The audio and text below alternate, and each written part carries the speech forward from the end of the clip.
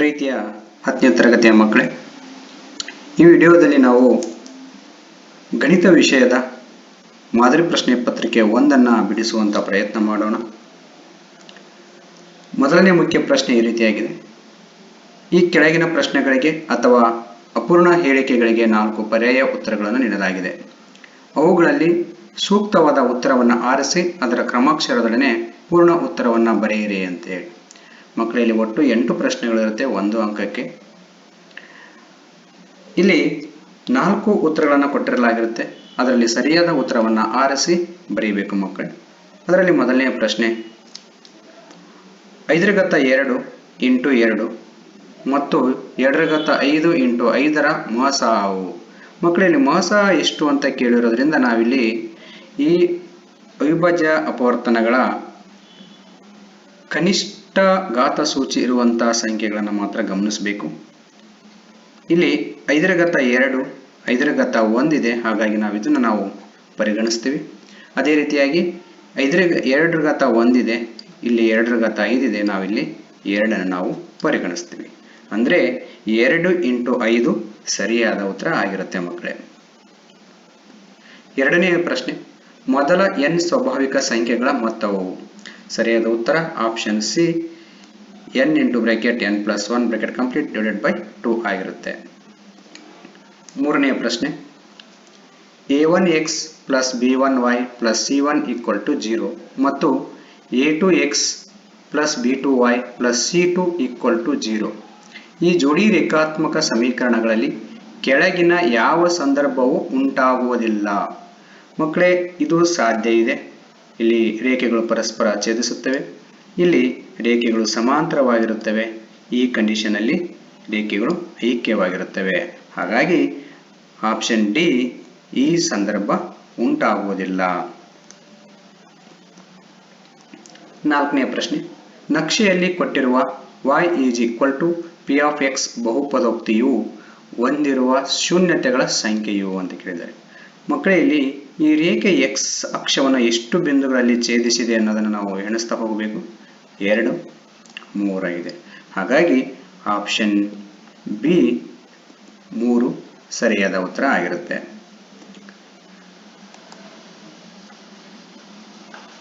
ಐದನೆಯ ಪ್ರಶ್ನೆ x × x + 2 = 0 ಇದು ಒಂದು ಅಂತ ಕೇಳಿದರೆ, ಇಲ್ಲಿ ರೇಖಾತ್ಮಕ ಸಮೀಕರಣ, ವರ್ಗ ಸಮೀಕರಣ, ಘನ ಬಹುಪದೋಕ್ತಿ, ವರ್ಗ ಬಹುಪದೋಕ್ತಿ. ಮಕ್ಕಳಿಗೆ ಸಮಚಿಹ್ನೆ ಇರೋದ್ರಿಂದ ಬಹುಪದೋಕ್ತಿ ಆಗಿರಲಿಕ್ಕೆ ಸಾಧ್ಯ ಇಲ್ಲ. ಹಾಗಾದರೆ ಈ x ನಿಂದ x ಮತ್ತು 2 ಗುಣಿಸ್ತಾ ಹೋಗೋಣ. x × x x² + 2x = 6. ಇಲ್ಲಿ ಘಾತ ಸೂಚಿ 2 ಇರೋದ್ರಿಂದ ಇದು ವರ್ಗ ಆಗಿರುತ್ತೆ, ಹಾಗಾಗಿ ವರ್ಗ ಸಮೀಕರಣ ಆಗಿರುತ್ತೆ. ಆಪ್ಷನ್ ಬಿ ಸರಿಯಾದ ಉತ್ತರ.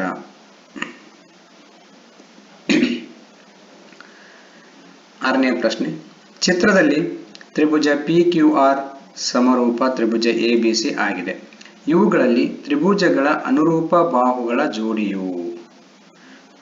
ಮಕ್ಕಳೇ, ಇಲ್ಲಿ ಆಪ್ಷನ್ ಎ PQ ಮತ್ತು AB ಆಗಿರುತ್ತೆ. ಇಲ್ಲಿ PQ ಮತ್ತು AB ಈ ಎರಡೂ ಬಾಹುಗಳು ಅನುರೂಪ ಬಾಹುಗಳ ಜೋಡಿ ಆಗಿರುತ್ತೆ.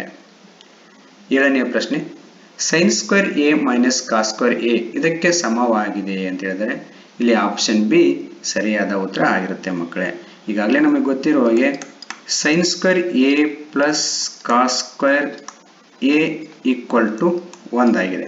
ಹಾಗಾಗಿ ಈ 1ರ ಜಾಗದಲ್ಲಿ ನಾವು ಇದನ್ನ ಬರೆದ್ರೆ sin² A + cos² A ಅಂತ ಬರೆದ್ರೆ -2 cos² A ಆದರೆ ಎಷ್ಟಾಗುತ್ತೆ ನೋಡಿ. ಇಲ್ಲಿ ನಮಗೆ sin² ಆಸ್ ಇಟ್ ಈಸ್ ಆಗೇ ಇರಲಿ, ಇಲ್ಲಿ plus cos² A -2 cos² A ಆಗಿರೋದ್ರಿಂದ ಇಲ್ಲಿ -cos² A ಆಗುತ್ತೆ. ಹಾಗಾಗಿ ಆಪ್ಷನ್ ಬಿ ಸರಿಯಾದ ಉತ್ತರ ಆಗಿರುತ್ತೆ ಮಕ್ಕಳೇ. ಎಂಟನೆಯ ಪ್ರಶ್ನೆ ಒಂದು ಯಾದೃಚ್ಛಿಕ ಪ್ರಯೋಗದ ಎಲ್ಲಾ ಪ್ರಾಥಮಿಕ ಘಟನೆಗಳ ಸಂಭವನೀಯತೆಯ ಮೊತ್ತವು ಯಾವಾಗಲೂ 1 ಆಗಿರುತ್ತೆ ಮಕ್ಕಳೇ. ಆಪ್ಷನ್ ಸಿ ಸರಿಯಾದ ಉತ್ತರ. ಎರಡನೆಯ ಮುಖ್ಯ ಪ್ರಶ್ನೆ ಕೆಳಗಿನ ಪ್ರಶ್ನೆಗಳಿಗೆ ಉತ್ತರಿಸಿ. ಇಲ್ಲಿ ಮಕ್ಕಳೇ 1 ಅಂಕದ 8 ಪ್ರಶ್ನೆಗಳು ಇರುತ್ತೆ.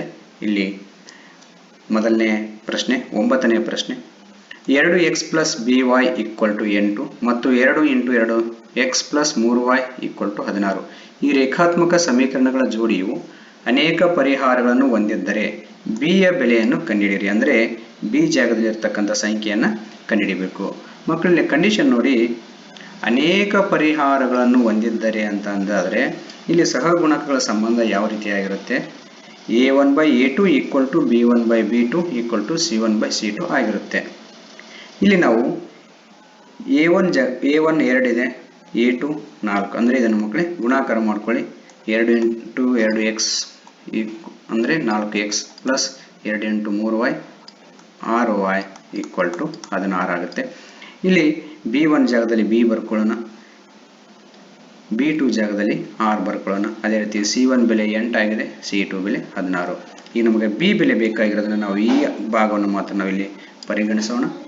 2/4 ಈಕ್ವಲ್ ಟು b/6 ಇದೆ.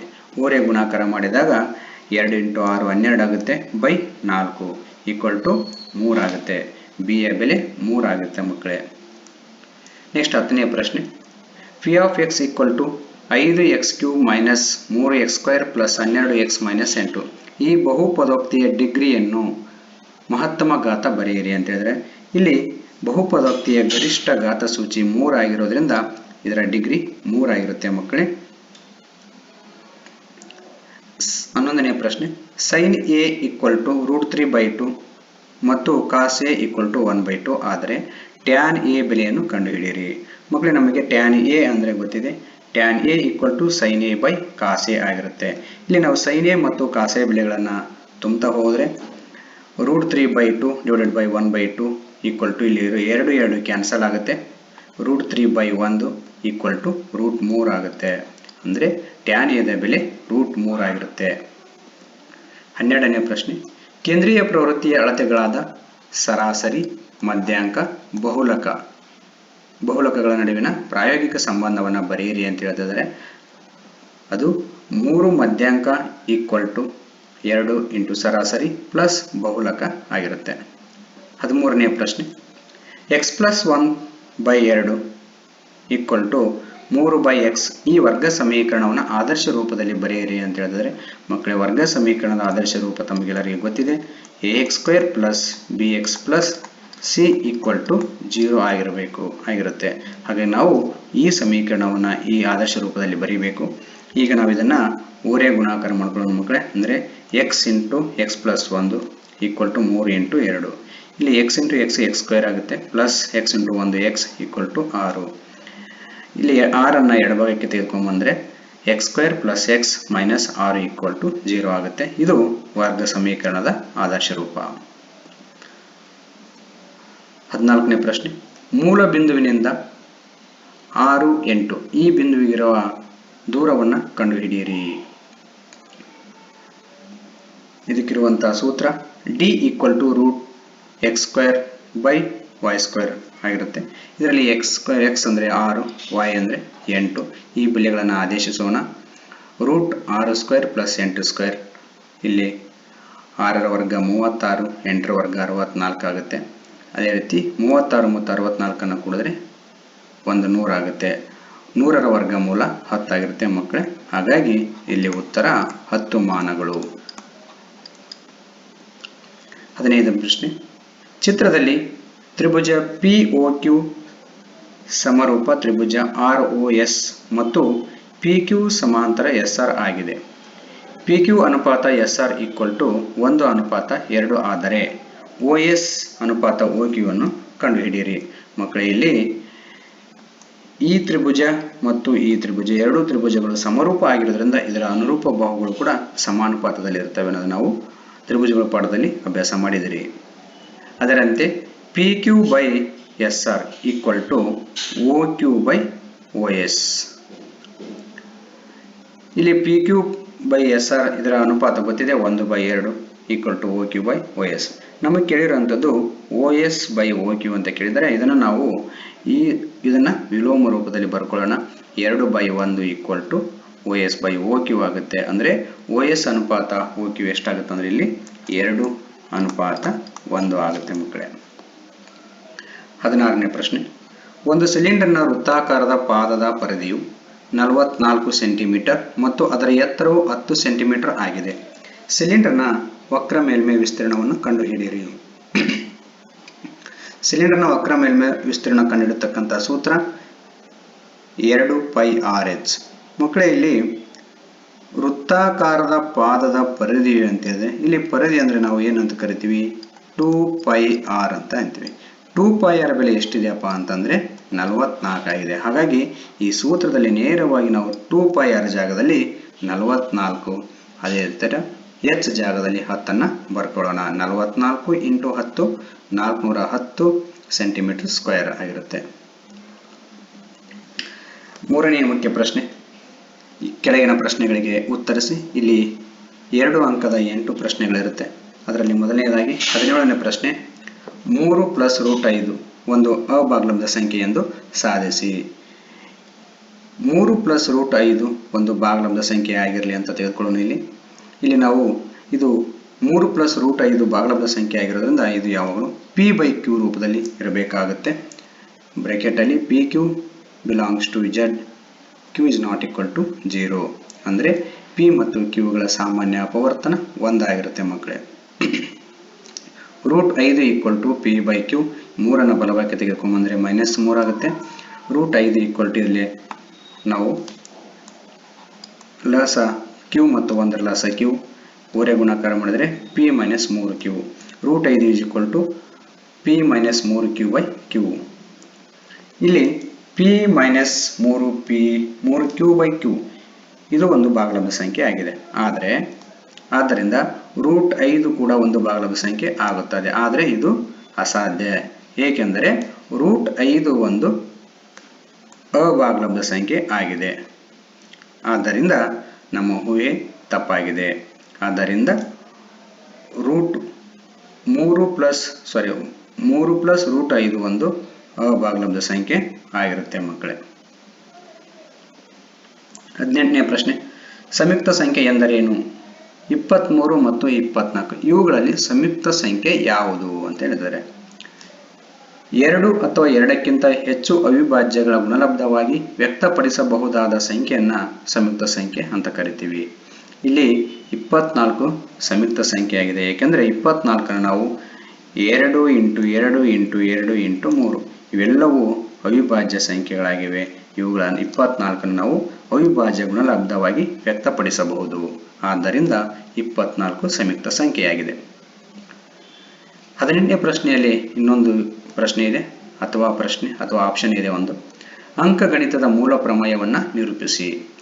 7 ಮತ್ತು 3 ಮಾತ್ರ ಅವಿಭಾಜ್ಯ ಅಪವರ್ತನಗಳನ್ನಾಗಿ ಹೊಂದಿರುವ ಸಂಯುಕ್ತ ಸಂಖ್ಯೆಯನ್ನು ಬರೆಯಿರಿ ಅಂತ. ಅಂಕಗಣಿತದ ಮೂಲ ಪ್ರಮೇಯ ಈ ರೀತಿಯಾಗಿದೆ. ಪ್ರತಿಯೊಂದು ಸಂಯುಕ್ತ ಸಂಖ್ಯೆಯನ್ನು ಅವಿಭಾಜ್ಯಗಳ ಗುಣಲಬ್ಧವಾಗಿ ವ್ಯಕ್ತಪಡಿಸಬಹುದು ಮತ್ತು ಈ ಅಪವರ್ತಿಸುವಿಕೆಯು ಅವಿಭಾಜ್ಯ ಅಪವರ್ತನ ಘಟಿಸುವ ಕ್ರಮವನ್ನು ಹೊರತುಪಡಿಸಿ ಅನನ್ಯವಾಗಿರುತ್ತದೆ.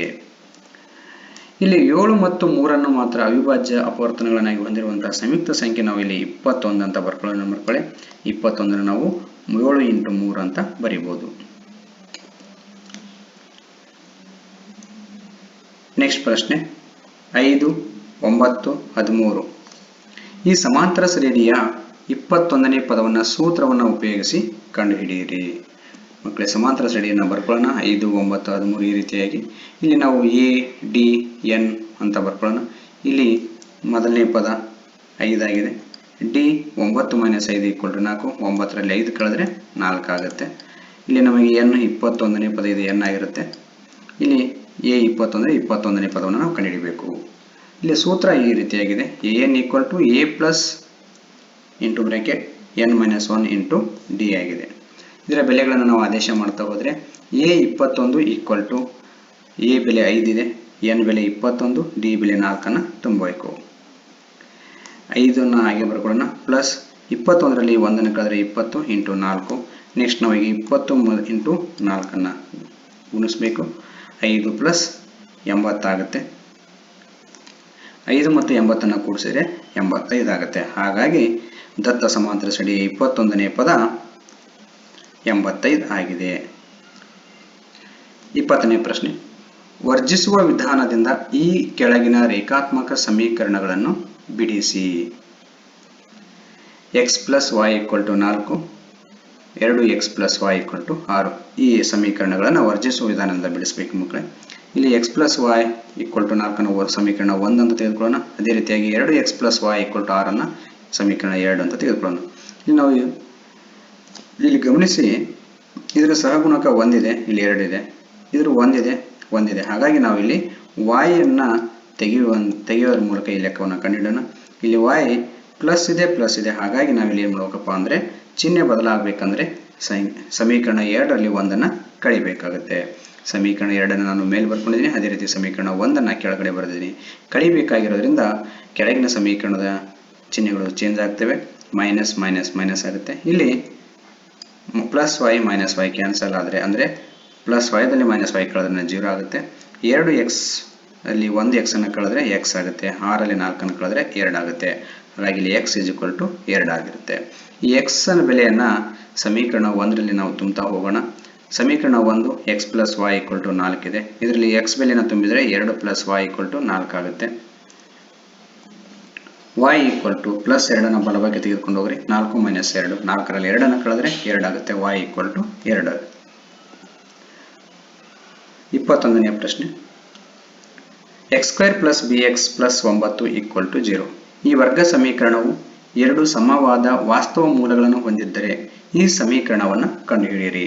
ಕಂಡೀಷನ್ ಇದೆ b ಈಸ್ ಲೆಸ್ ದೆನ್ 1, ಅಂದರೆ b 1ಕ್ಕಿಂತ ಕಮ್ಮಿಯಾಗಿರಬೇಕು, ಅಂದರೆ ಅದು ಚಿಹ್ನೆ ಮೈನಸಲ್ಲಿ ಇರಬೇಕು. b ಬೆಲೆ -1 ಇರಬೇಕು ಮಕ್ಕಳೇ. ಇಲ್ಲಿ ಕೊಟ್ಟಿರ್ತಕ್ಕಂಥ ವರ್ಗ ಸಮೀಕರಣದ ಸಹಗುಣಕ ನೋಡ್ರಿ, x² ನ ಸಹಗುಣಕ ಅಂದರೆ ಇಲ್ಲಿ a ಜಾಗದಲ್ಲಿ 1 ಅಂತ ಬರ್ಕೊಳ್ಳೋಣ. ಇದು a ಜಾಗದಲ್ಲಿ 1 ಇದೆ, b ಜಾಗದಲ್ಲಿ b, c ಜಾಗದಲ್ಲಿ 9. ಕೊಟ್ಟಿರ್ತಕ್ಕಂಥ ಕಂಡೀಷನ್ ಏನಿದೆ ಅಂದರೆ 2 ಸಮನಾದ ವಾಸ್ತವ ಮೂಲಗಳನ್ನು ಹೊಂದಿದ್ದರೆ ಅಂತಿದ್ರೆ, ಹಾಗಾಗಿ ಇಲ್ಲಿ ಶೋಧಕದ ಬೆಲೆ ಏನಾಗಿರುತ್ತೆ ಅಂದರೆ 0 ಆಗಿರುತ್ತೆ ಮಕ್ಕಳೇ. ಶೋಧಕವನ್ನು ಕಂಡುಹಿಡಿತಕ್ಕಂಥ ಸೂತ್ರ d equal to b² minus 4ac. d ಯ ಬೆಲೆ 0 ಆಗಿರುತ್ತೆ, ಏಕೆಂದರೆ ವಾಸ್ತವ ಮೂಲಗಳು ಸಮನಾಗಿ 2 ಸಮನಾದ ವಾಸ್ತವ ಮೂಲಗಳು ಇರೋದ್ರಿಂದ d ಯ ಬೆಲೆ 0 ಆಗಿರುತ್ತೆ. ಇಲ್ಲಿ b² ಮೈನಸ್ 4, a ಜಾಗದಲ್ಲಿ 1 a ಬೆಲೆಯನ್ನು ತುಂಬಿಕೊಳ್ಳೋಣ, c ಬೆಲೆಯಲ್ಲಿ 9 ಅನ್ನು ತುಂಬಿಕೊಳ್ಳೋಣ. b² 0 equal to b² minus 4 into 1 into 9 ಅಂದರೆ 34, 36 ಆಗುತ್ತೆ. ಈಗ ನಾವು b² ಈಕ್ವಲ್ ಟು 36, ಮೈನಸ್ 36ನ ಎಡಭಾಗಕ್ಕೆ ತೆಗೆದುಕೊಂಡ್ಬಂದರೆ ಅದು ಪ್ಲಸ್ 36 ಆಗುತ್ತೆ. ಹಾಗಾಗಿ ನಾನು ಇಲ್ಲಿ ಏನು ಮಾಡಿದ್ದೀನಪ್ಪ ಅಂದರೆ ಎಡಭಾಗದಲ್ಲಿರೋದನ್ನು ಬಲಭಾಗಕ್ಕೆ, ಬಲಭಾಗದಲ್ಲಿರೋದನ್ನು ಎಡಭಾಗಕ್ಕೆ ಬರ್ಕೊಂಡಿದ್ದೀನಿ. b² equal to 36, b is equal to root 36, b is equal to plus or minus 6, 36ರ ವರ್ಗಮೂಲ ಪ್ಲಸ್ ಆರ್ ಮೈನಸ್ 6 ಆಗಿರುತ್ತೆ. ಇಲ್ಲಿ b ಯ ಬೆಲೆಗಳು 2 ಇದೆ, b is equal to plus 6, b is equal to minus 6. ಇಲ್ಲಿ ಕೊಟ್ಟಿರ್ತಕ್ಕಂಥ ಕಂಡೀಷನ್ ಏನಪ್ಪಾ ಅಂದರೆ b ಈಸ್ ಲೆಸ್ ದೆನ್ 1 ಅಂತ ಹೇಳ್ತಿದ್ದಾರೆ, ಅಂದರೆ -6 ಈ ಕಂಡೀಷನಿಗೆ ಅನ್ವಯ ಆಗುತ್ತೆ. ಹಾಗಾಗಿ ಕೊಟ್ಟಿರ್ತಕ್ಕಂಥ ಸಮೀಕರಣದಲ್ಲಿ b ಬೆಲೆಯನ್ನು ತುಂಬುತ್ತಾ ಹೋಗೋಣ. x² ಪ್ಲಸ್ b ಜಾಗದಲ್ಲಿ -6, x ಪ್ಲಸ್ 9 ಈಕ್ವಲ್ ಟು 0. ಇದನ್ನು ಆದರ್ಶ ರೂಪದಲ್ಲಿ ಬರೆದಾಗ x² minus 6x plus 9 equal to 0 ಆಗುತ್ತೆ. 22ನೇ ಪ್ರಶ್ನೆ,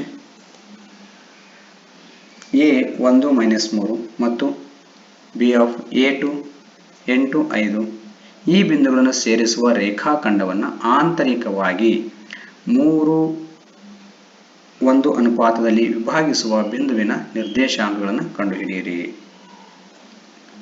ಮಕ್ಕಳು ಇಲ್ಲಿ ಭಾಗ ಪ್ರಮಾಣ ಸೂತ್ರವನ್ನು ಬಳಸಬೇಕು. ಇಲ್ಲಿ ಇದನ್ನು ನಾವು x1 y1 ಅಂತ ತೆಗೆದುಕೊಳ್ಳೋಣ, ಇದನ್ನು x2 y2 ಅಂತ ತೆಗೆದುಕೊಳ್ಳೋಣ. ಅದೇ ರೀತಿ 3ಅನ್ನು m1, 1ಅನ್ನು m2 ಅಂತ ತೆಗೆದುಕೊಳ್ಳೋಣ. ಇಲ್ಲಿ ಭಾಗ ಪ್ರಮಾಣದ ಸೂತ್ರ ಈ ರೀತಿಯಾಗಿದೆ. p of xy equal to bracket m1 into x2 plus m2 into x1 divided by m1 plus m2, m1 into y2 plus m2 into y1 divided by m1 plus m2. ಮಕ್ಕಳಲ್ಲಿ x1 x2 y1 y2 m1 m2 ಬೆಲೆಗಳನ್ನು ತುಂಬಬೇಕು. ತುಂಬಿದಾಗ ಈ ರೀತಿಯಾಗಿರುತ್ತೆ, 3 into 8 plus 1 into 8 divided by 3 plus 1. ಅದೇ ರೀತಿಯಾಗಿ 3 into 5 plus 1 into minus 3 divided by 3 plus 1. ಇಲ್ಲಿ 3 into 8 24 ಆಗುತ್ತೆ, plus 1 into 1 1, 24 plus 1 by 4, 3 1 ಕೊಡಿಸಿದ್ರೆ 4 ಆಗುತ್ತೆ. ಇಲ್ಲಿ 3 ಇಂಟು 5 15 ಆಗುತ್ತೆ. ಅದೇ ರೀತಿ 1 ಇಂಟು -3 -3 15 -3 ಡಿವೈಡೆಡ್ ಬೈ 4. ಇಲ್ಲಿ 24ಕ್ಕೆ 1 ಕೊಡಿದ್ರೆ 25 ಆಗುತ್ತೆ, 25/4. 15ರಲ್ಲಿ 3 ಕಳೆದ್ರೆ 12 ಆಗುತ್ತೆ, 12/4. ಇಲ್ಲಿ 25/4 ಆಸ್ ಇಟ್ ಈಸ್ ಬರ್ಕೊಳ್ಳೋಣ. ಇಲ್ಲಿ 4ರಿಂದ 12 ಭಾಗ ಆಗೋದ್ರಿಂದ 4 1 4 3 12 ಆಗುತ್ತೆ. ಹಾಗಾಗಿ ಇಲ್ಲಿ P of xy equal to 25/4 3 ಆಗಿರುತ್ತೆ. ಚಿತ್ರದಲ್ಲಿ O ಕೇಂದ್ರವುಳ್ಳ ವೃತ್ತಕ್ಕೆ P ಬಿಂದುವಿನಲ್ಲಿ XY ಸ್ಪರ್ಶಕವನ್ನು ಎಳೆಯಲಾಗಿದೆ. Q XY ಮೇಲಿನ ಒಂದು ಬಿಂದುವಾಗಿದೆ.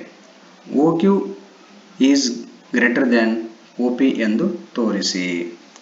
ಚಿತ್ರ ಕೂಡ ಅವರೇ ಕೊಟ್ಟಿದ್ದಾರೆ. ಇಲ್ಲಿ ದತ್ತ O ವೃತ್ತ ಕೇಂದ್ರ, XY P ಬಿಂದುವಿನಲ್ಲಿ ಎಳೆದ ಸ್ಪರ್ಶಕ. XY ದಲ್ಲಿ ಇದು P ಬಿಂದುವಿನಲ್ಲಿ ಎಳೆದಿರ್ತಕ್ಕಂಥ ಸ್ಪರ್ಶಕದ ಪ್ರಶ್ನೆಯಲ್ಲಿ ಕೊಟ್ಟಿರೋದ್ರಿಂದ ಅದನ್ನು ದತ್ತ ಅಂತ ತೆಗೆದುಕೊಂಡಿವಿ. ಅದೇ ರೀತಿಯಾಗಿ Q ಕೂಡ XY ಮೇಲಿನ ಒಂದು ಬಿಂದುವಾಗಿದೆ. ಏನು ಸಾಧಿಸಬೇಕು? ಸಾಧನೆಯ ಏನು? ಅವರು ಹೇಳಿದರೆ OQ is greater than OP ಅಂತ ಸಾಧಿಸಿ ಅಂತ ಹೇಳಿದ್ದಾರೆ. ಹಾಗಾಗಿ ಅದು ಸಾಧನೆಯಾಗುತ್ತೆ. ಮಕ್ಕಳಲ್ಲಿ ನಾವು ಒಂದು ಚಿಕ್ಕದಾದ ಒಂದು ರಚನೆಯನ್ನು ಮಾಡ್ಕೋಬೇಕು. O ಮತ್ತು Q ಅನ್ನು ಸೇರಿಸಬೇಕು. ಆ OQ ವೃತ್ತವನ್ನು C ಬಿಂದುವಿನಲ್ಲಿ ಛೇದಿಸಬೇಕು. ಆ ರೀತಿಯಾಗಿ ಒಂದು ರೇಖೆಯನ್ನು ಹೇಳ್ಕೋಬೇಕು. ಅಂದರೆ O ಮತ್ತು Q ಅನ್ನು ಸೇರಿಸಿದ್ವಿ. ಇಲ್ಲಿ OQ ವೃತ್ತವನ್ನು ಈ ಬಿಂದುವಿನಲ್ಲಿ C ಬಿಂದುವಿನಲ್ಲಿ ಛೇದಿಸುತ್ತೆ ಅಂತ ಬರ್ಕೋಬೇಕು. ಸಾಧನೆ ಚಿತ್ರದಲ್ಲಿ ನೋಡಿ, OP ಮತ್ತು OC ಇವೆರಡು ಸಮ ಆಗಿರುತ್ತೆ. ಯಾಕೆಂದರೆ ಇದು ಒಂದೇ ವೃತ್ತದ ತ್ರಿಜ್ಯಗಳು ಆಗಿರೋದ್ರಿಂದ ನಾವಿಲ್ಲಿ OP ಈಕ್ವಲ್ ಟು OC, ಏಕೆಂದರೆ ಒಂದೇ ವೃತ್ತದ ತ್ರಿಜ್ಯಗಳು. ಈಗ ಈ OQ ಅನ್ನು ಗಮನಿಸಿ. OQ equal to OC plus CQ ಆಗಿದೆ.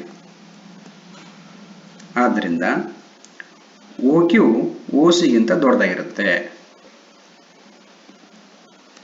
ಆದ್ದರಿಂದ OQ is greater than OP. ಏಕೆಂದರೆ ಇಲ್ಲಿ ನೋಡಿ, OP ಮತ್ತು OC ಸಮವಾಗಿರೋದ್ರಿಂದ ನಾವು OQ ಜಾಗದಲ್ಲಿ OP ಮತ್ತು OC ಸಮವಾಗಿರೋದ್ರಿಂದ OC ಜಾಗದಲ್ಲಿ OP ಅನ್ನು ಬರ್ಕೊಂಡಿದ್ದೀವಿ. ಹಾಗಾಗಿ OQ is greater than OP. ಏಕೆಂದರೆ P ಯು O ನಿಂದ XY ಸ್ಪರ್ಶಕದ ಮೇಲಿನ ಇತರೆ ಬಿಂದುಗಳಿಗಿಂತ ಕನಿಷ್ಠ ದೂರದಲ್ಲಿದೆ. ಆದ್ದರಿಂದ OQ is greater than OP. 24ನೇ ಪ್ರಶ್ನೆ. 3.5 ಸೆಂಟಿಮೀಟರ್ ತ್ರಿಜ್ಯವನ್ನು ಹೊಂದಿರುವ ಒಂದು ಶಂಕುವನ್ನು ಅಷ್ಟೇ ತ್ರಿಜ್ಯವನ್ನು ಹೊಂದಿರುವ ಒಂದು ಅರ್ಧಗೋಳದ ಮೇಲೆ ಜೋಡಿಸಿ ಒಂದು ಆಟಿಕೆಯನ್ನು ತಯಾರಿಸಲಾಗಿದೆ. ಆಟಿಕೆಯ ಒಟ್ಟು ಎತ್ತರ 15.5 ಸೆಂಟಿಮೀಟರ್ ಆಗಿದೆ. ಆಟಿಕೆಯ ಪೂರ್ಣ ಮೇಲ್ಮೈ ವಿಸ್ತೀರ್ಣವನ್ನು ಕಂಡುಹಿಡಿಯಿರಿ. ಮಕ್ಕಳ ಚಿತ್ರವನ್ನು ಪ್ರಶ್ನೆಯಲ್ಲಿ ಕೊಟ್ಟಿಲ್ಲ, ನಮಗೆ ಅರ್ಥ ಮಾಡ್ಕೊಳ್ಳಿಕ್ಕೆ ಅನುಕೂಲ ಆಗಲಿ ಅನ್ನೋ ಕಾರಣಕ್ಕಾಗಿ ಇಲ್ಲಿ ಚಿತ್ರವನ್ನು ತೆಗೆದುಕೊಂಡು ನಾನು ಇಲ್ಲಿ ಆಟಿಕೆಯ ಒಟ್ಟು ಎತ್ತರ ಎಷ್ಟಿದೆಯಪ್ಪ ಅಂತಂದರೆ 15.5 ಸೆಂಟಿಮೀಟರ್ ಇದೆ. ಇಲ್ಲಿ 15.5 ಸೆಂಟಿಮೀಟರ್ ಇದೆ. ಜೊತೆಗೆ ಈ ಶಂಕುವಿನ ತ್ರಿಜ್ಯ ಎಷ್ಟಿದೆ ಅಂದರೆ 3.5 ಆಗಿದೆ. ಜೊತೆಗೆ ಅವ್ರು ಏನು ಹೇಳ್ತಾರೆ ನೋಡ್ರಿ, ಅದೇ ತ್ರಿಜ್ಯವನ್ನು ಹೊಂದಿರತಕ್ಕಂಥ ಅರ್ಧಗೋಳವು ಕೂಡ ಇದೆ. ಈ ರೀತಿಯಾಗಿ ಒಂದು ಆಟಿಕೆ ಇದೆ.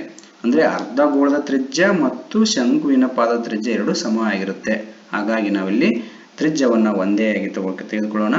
R is equal to 3.5 equal to ನಾವು ಇದನ್ನು ದಶಮಾಂಶದಲ್ಲಿರೋದನ್ನು ಭಿನ್ನರಾಶಿಯ ರೂಪದಲ್ಲಿ ಬರ್ಕೊಂಡ್ರೆ 35/10 ಆಗುತ್ತೆ. ಇದನ್ನು ನಾವು 7/2 ಸೆಂಟಿಮೀಟರ್ ಅಂತ ಬರ್ಕೊಳ್ಳೋಣ. ಯಾಕೆಂದರೆ ಮಕ್ಕಳೇ ನಮಗೆ ಇಲ್ಲಿ ನಾವು ವಿಸ್ತೀರ್ಣವನ್ನು ಕಂಡುಹಿಡಬೇಕಾದ್ರೆ ಪೈ ಬೆಲೆ ಬರುತ್ತಲ್ಲ, ಹಾಗಾಗಿ ನಮಗೆ ಕ್ಯಾನ್ಸಲ್ ಮಾಡೋಕ್ಕೆ ಅನುಕೂಲ ಆಗಲಿ ಅನ್ನೋ ಕಾರಣಕ್ಕಾಗಿ 7/2 ನಾನು ತೆಗೆದುಕೊಂಡಿವಿ.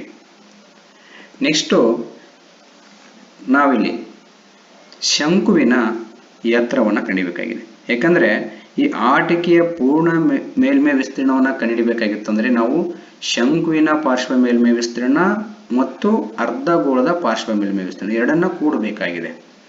ಹಾಗಾಗಿ ನಮಗೆ ಶಂಕುವಿನ ಪಾರ್ಶ್ವ ಮೇಲ್ಮೈ ವಿಸ್ತೀರ್ಣ ಬೇಕಾಗಿತ್ತಂದರೆ ನಮಗೆ ಇಲ್ಲಿ L ಬೇಕಾಗಿದೆ. ಹಾಗಾಗಿ ನಾವು L ಅನ್ನು ಕಂಡುಹಿಡ್ಕೋಬೇಕು.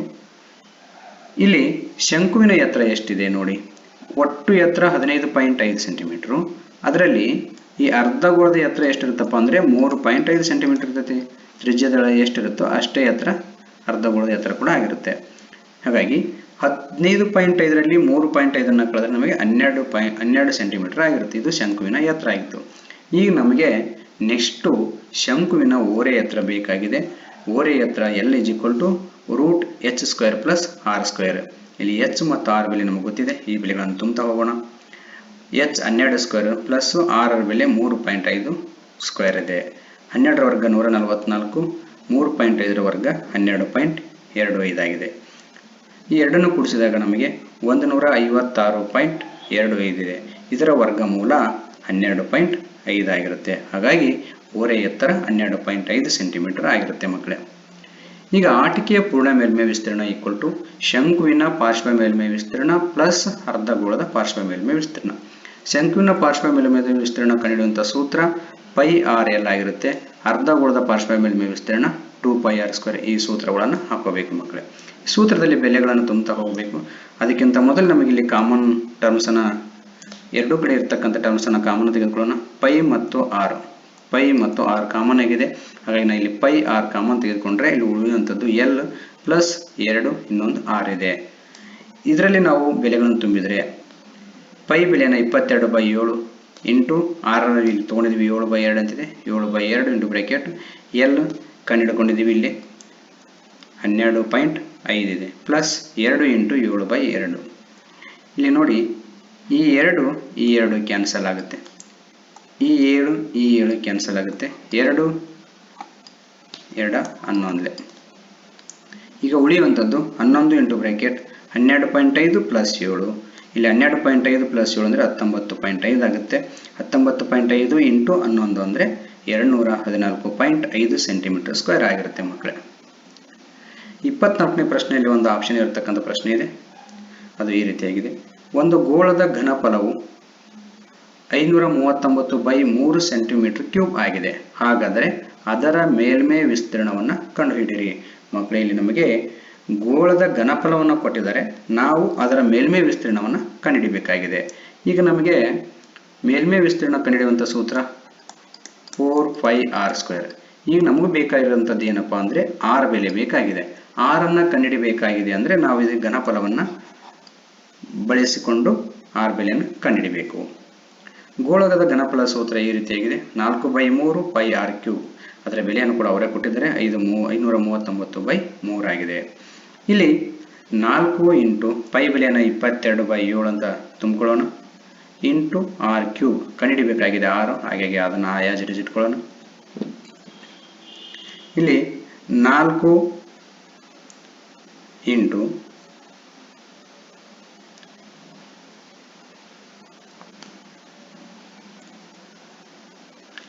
2/7 ಇಂಟು r³ = 49 ಅಂತ ಬರ್ತದೆ. ಅಂದರೆ ಇಲ್ಲಿ ನಾವು 11ರಿಂದ ಭಾಗಿಸಿದ್ರೆ ಮಕ್ಕಳೇ 11 22 ಆಗುತ್ತೆ. ಇದು 11 4 44 ಮತ್ತು 9 ಉಳಿದೈತಿ 49 ಆಗುತ್ತೆ.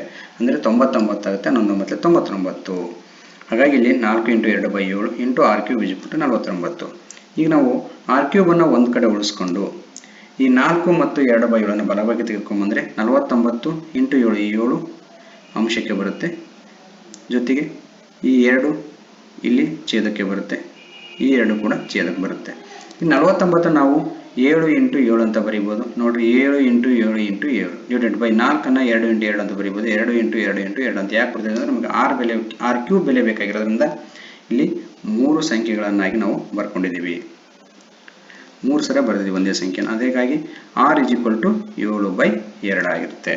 ಈ r = 7/2 ಬಳಸಿಕೊಂಡು ನಾವು ಗೋಳದ ಮೇಲ್ಮೈ ವಿಸ್ತೀರ್ಣವನ್ನು ಕಂಡುಹಿಡಿಯೋಣ. ಮೇಲ್ಮೈ ವಿಸ್ತೀರ್ಣ ಸೂತ್ರ 4πr².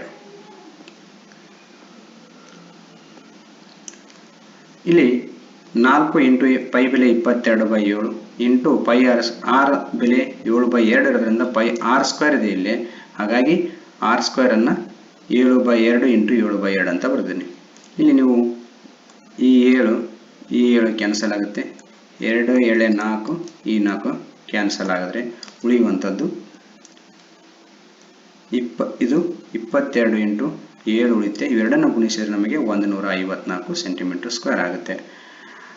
ಮಕ್ಕಳೇ, ಇದುವರೆಗೆ ನಾವು 1ರಿಂದ 24ರವರೆಗಿನ ಪ್ರಶ್ನೆಗಳಿಗೆ ಉತ್ತರಗಳನ್ನು ಕಂಡುಹಿಡಿಯುವಂಥ ಪ್ರಯತ್ನ ಮಾಡಿದ್ದೀವಿ. ಮುಂದಿನ ಪ್ರಶ್ನೆಗಳು ಮುಂದಿನ ವಿಡಿಯೋದಲ್ಲಿ ಕಂಟಿನ್ಯೂ ಆಗುತ್ತೆ. ದಯವಿಟ್ಟು ನಮ್ಮ ಚಾನಲನ್ನು ಸಬ್ಸ್ಕ್ರೈಬ್ ಮಾಡ್ಕೊಳ್ಳಿ.